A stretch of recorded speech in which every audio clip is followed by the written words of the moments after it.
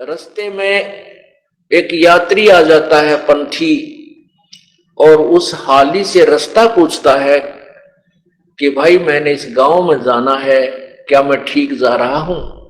तो हाली उसकी तरफ ध्यान नहीं देता, उसकी बातों को अवश्य सुनता है और अपने काम में बिजी है। बीज भी छोड़ता जा रहा है, हल भी जोत रहा है और चलता चलता उस यात्री को भी कह रहा है भाई सीधा चला जा, रास्ता तेरा ठीक है, आगे बाएं मुड़ जाना और फिर सीधा निकल जाना।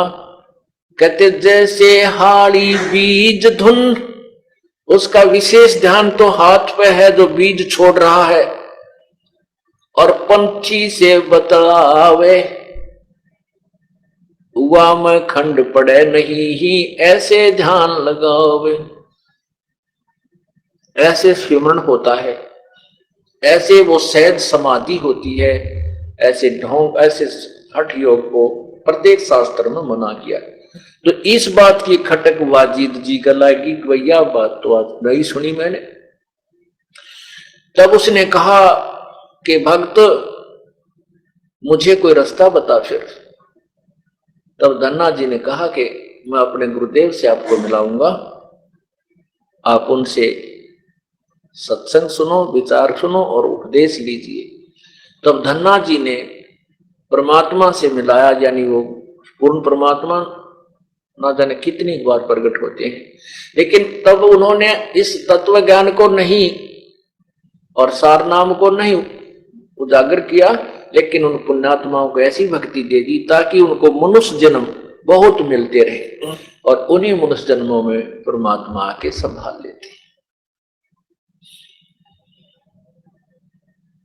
तब बाजिद जी ने वो जो हठ योग था वो छोड़ा और सत साधना, जो भी गुरुदेव ने उस साधना बताई वैसे शुरू की। उसके बाद फिर वाजिद जी का फिर मनुष्य जन्म हुआ। कबीर परमेश्वर जब 600 साल यहाँ पहले 120 वर्ष भर रह के गए, तब फिर वही आत्मा उनसे मिली, उनका जन्म हुआ दोबारा, फिर कबीर परमेश्वर की शरण में आए और तब वाजिद जी वाली आत्मा का यानी कल्याण हुआ। पुण्यात्माओं, परमात्मा की भक्ति के लिए तड़फ तो प्रत्येक आत्मा की है, क्योंकि जब से उससे बिछड़ी है, लेकिन जब तक हमारी वे ऑफ वर्शिप, पूजा की विधि शास्त्र अनुसार नहीं होगी, तत्व ज्ञान के आधार से नहीं होगी, तब तक हम कितनी ही साधना के करें और कितनी ही मेहनत करें वो विफल हो जाती है। आपने ये तत्व ज्ञान जो सुनने को मिला है आपके बहुत जन्म जन्मांतर के अत्यधिक पुण्य आपके साथ है। आपने अभी सुना इस पद में, पिप्पा दरिया में कूद गए जिन कैसी करी डिठाई, भाई वो नरपाड़ा जीत गए जिन सिर धड़की बाजी लाई। एक पीपा ठाकुर, एक पीपा राम ठाकुर राजा था नागौर शहर का। वो माता का पुजारी था, शेरा वाली माता का दृढ़ पुजारी था और भक्ति की इच्छा उसके अंदर विशेष थी।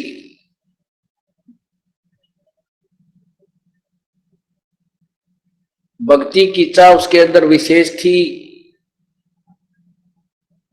और वो संतों महात्माओं के समागम अपने घर पर करवाया करते थे।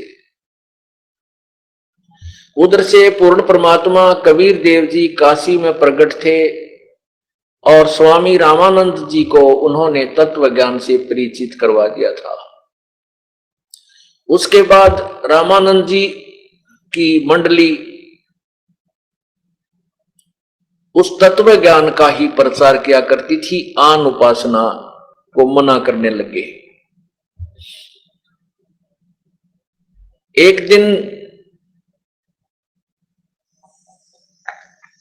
रामानंद जी की मंडली और पीपा ठाकुर राजा के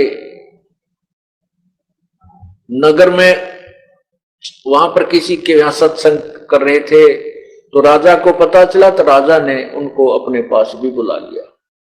तो उसमें उन्होंने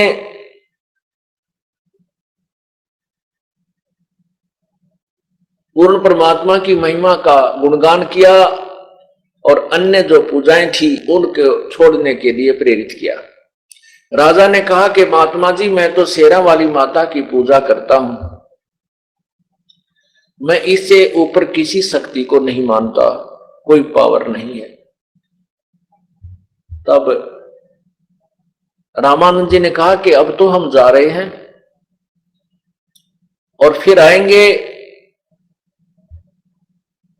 तो उस पीपा जी ने कहा कि मेरे से माता साक्षात बातें करती है, मैं आपकी बातों में आने वाला नहीं हूं। तब रामानंद जी ने कहा कि आप माता की जब भी कोई पूजा करते हो, जब आपसे वो साक्षात्कार हो उनका, तो आप उससे पूछना कि आपसे ऊपर कोई शक्ति है कि नहीं। अब रामानंद जी वहां से चले गए अपनी मंडली को लेकर के। अब राजा ने अपनी विधिवत पूजा की, उसको तो कसक लगी और फिर वो माता का साक्षात्कार हुआ। तब माता से प्रश्न किया कि हे माता, हे दुर्गा, क्या आपसे भी ऊपर कोई शक्ति है? तो दुर्गा ने कहा, हाँ भाई, मेरे से ऊपर भी शक्ति है, क्योंकि ये देवता है, ये झूठ नहीं बोलते हैं, तो हम इनकी महिमा उलट सुलट गाते रहते हैं। तो उसने कहा, भाई मेरे से ऊपर बहुत बड़ी शक्ति है, लेकिन वो तुम्हें मिल नहीं सकती, वो दर्शन नहीं देती, उसकी साधना व्यर्थ है। इस बात की खटक और लाएगी पीपा का, भाई जब इन तो ऊपर शक्ति है और वो कहते हैं वो दर्शन देती है, तो अभी संत आए थे। तब उसने कहा, माता, अभी वो संत जो आए थे वो कह रहे थे कि वो शक्ति की प्राप्ति हो सकती है उस परमात्मा की। बोली, भाई अगर तूने उससे उस परमात्मा से मिलना, हर कोई मिलाने वाला मिल जाता तो कोशिश कर लेना। यूं कहकर अंतर्ध्यान हो गई।